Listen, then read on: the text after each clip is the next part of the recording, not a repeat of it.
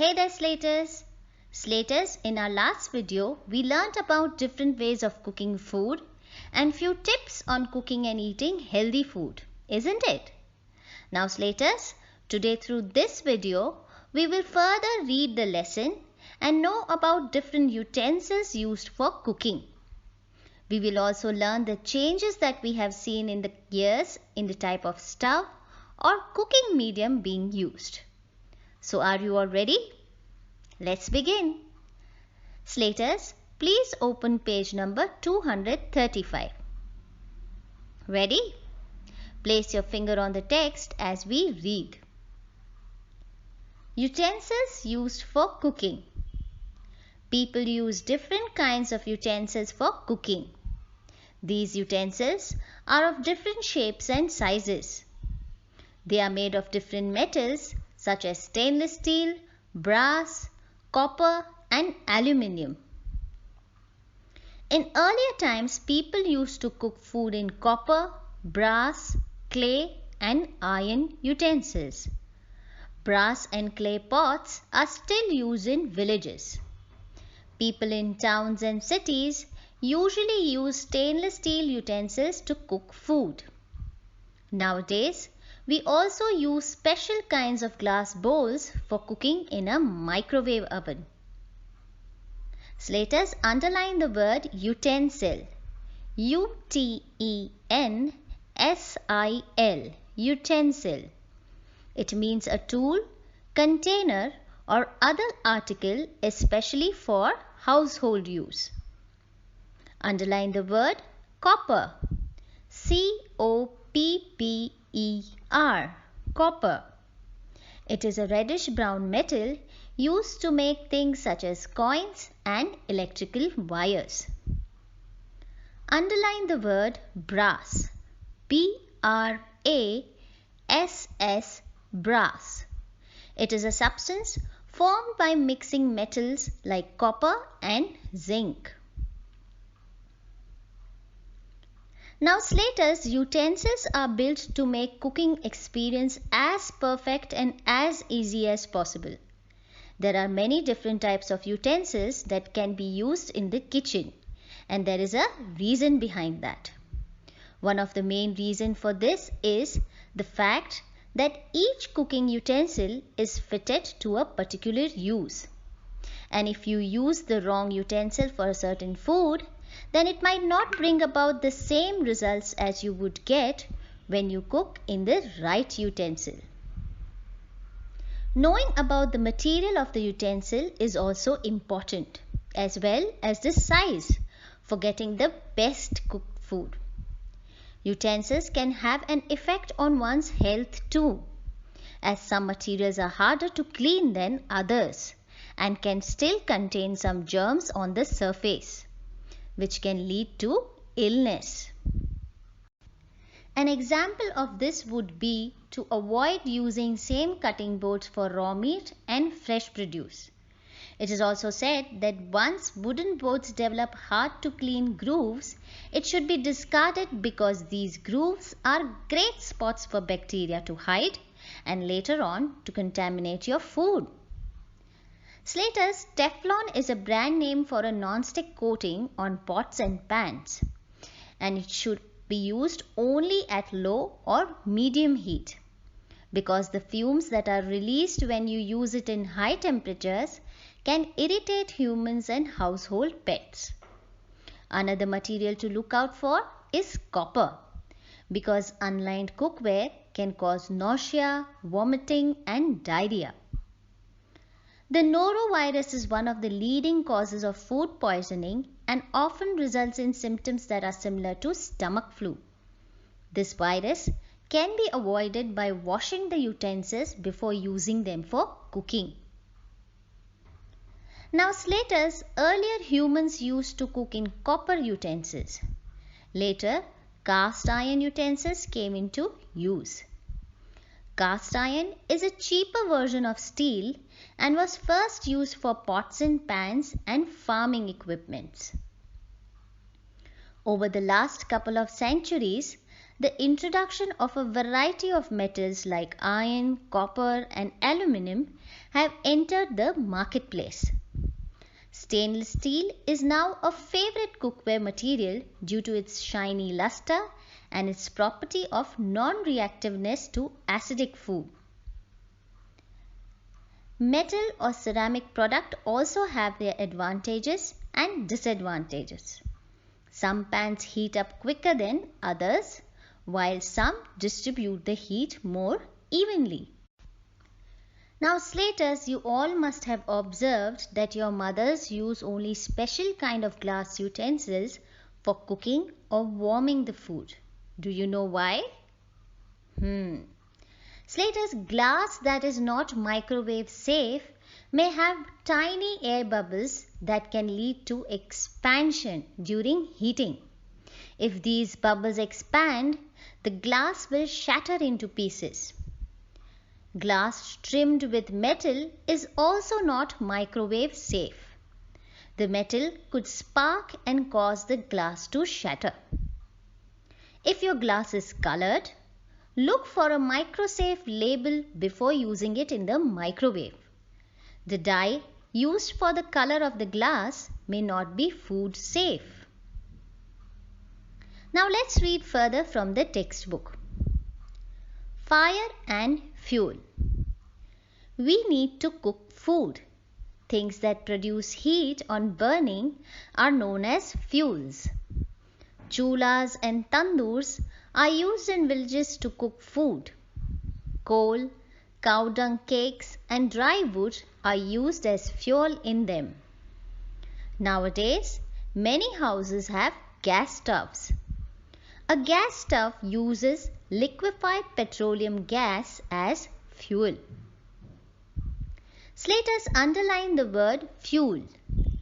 F-U-E-L, fuel. Fuels are substances that produce heat on burning. Underline the word chula. C-H-U-L-L-A-H, chula. It is a kind of stove used for cooking food using more usage of fire, and it also releases large amount of waste which is harmful to the environment.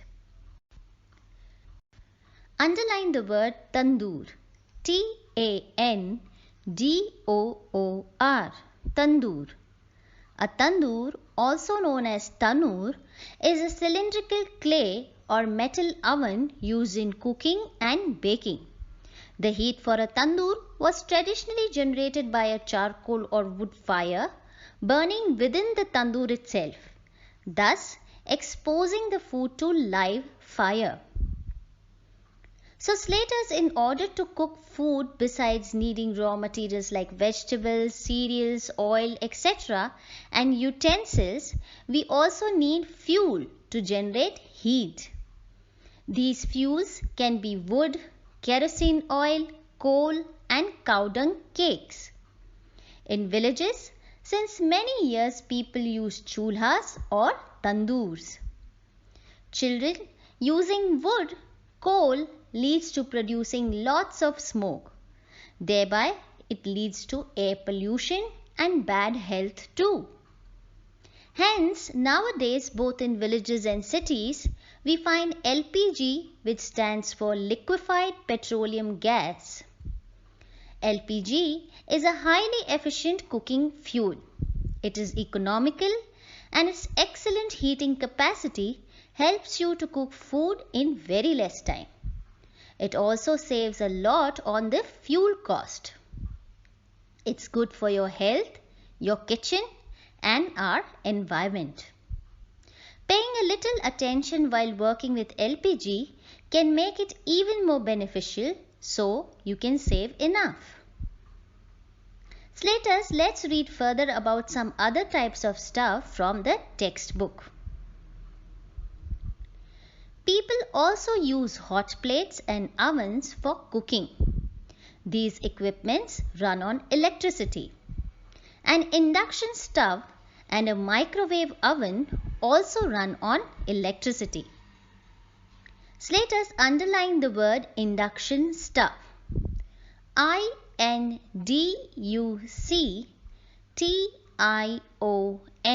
induction. STOVE, stove, induction stove. Underline the word microwave oven. MICROWAVE,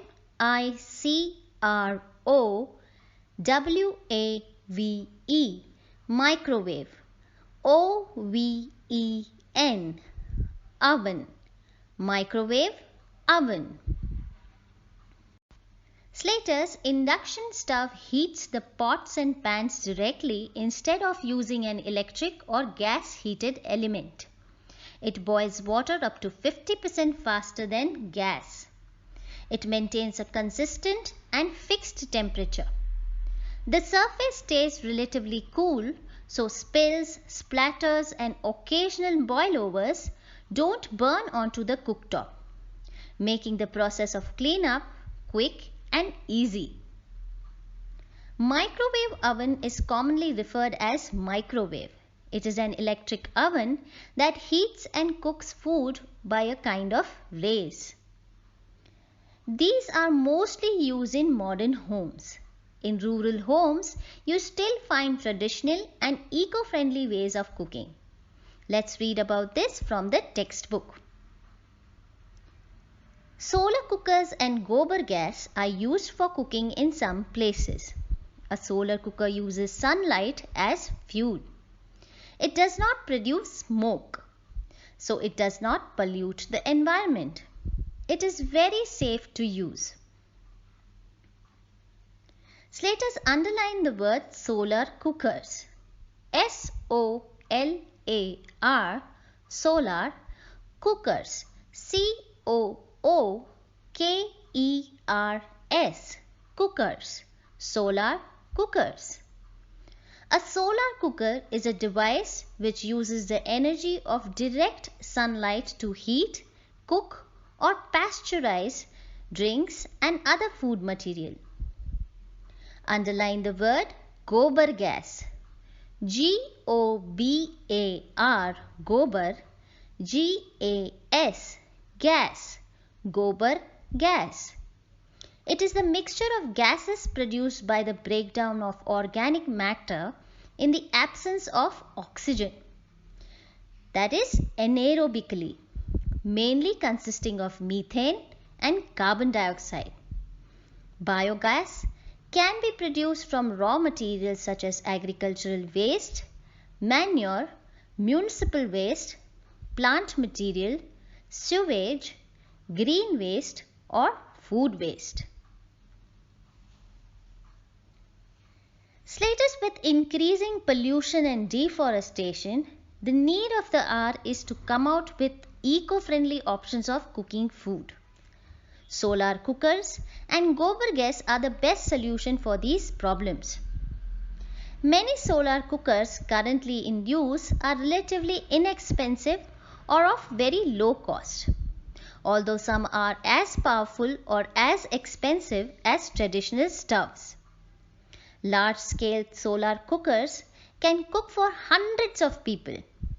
Because they use no fuel and cost nothing to operate, many non-profit organizations are promoting their use worldwide in order to help reduce fuel costs and air pollution. This also helps in slowing down the effects of deforestation. But Slaters, there are few disadvantages too. Solar cookers are less useful at night, in cloudy weather and near the poles, where the sun is low in the sky. So an alternative cooking source is still required in these conditions. Gobar gas is also known as biogas. Its main component is animal dung, called gobar in India, along with some other organic matter like dead remains of plants and animals. It can be used for cooking, electricity generating and heating purposes. It is proving to be a very cost-effective and environment-friendly fuel for rural households. It is a natural and sustainable organic gas manufactured in huge closed containers. And in the light of growing energy shortage that India faces, gobar gas is being cited as having a great potential. It is another eco-friendly energy source alongside with wind energy and solar energy. But many people don't know about it. The cow dung, also buffalo dung, etc., or gobar gas has a lot of energy within it, which can be stored for a biogas plant by the process of fermentation. So Slaters, with this we come to an end of our lesson cooking food. Let's go through the lesson in a nutshell. Through this lesson, we learned how and what early humans used to eat. We got to know the difference between raw food and cooked food. We learned different ways of cooking, utensils that are being used for cooking, and benefits of using these utensils.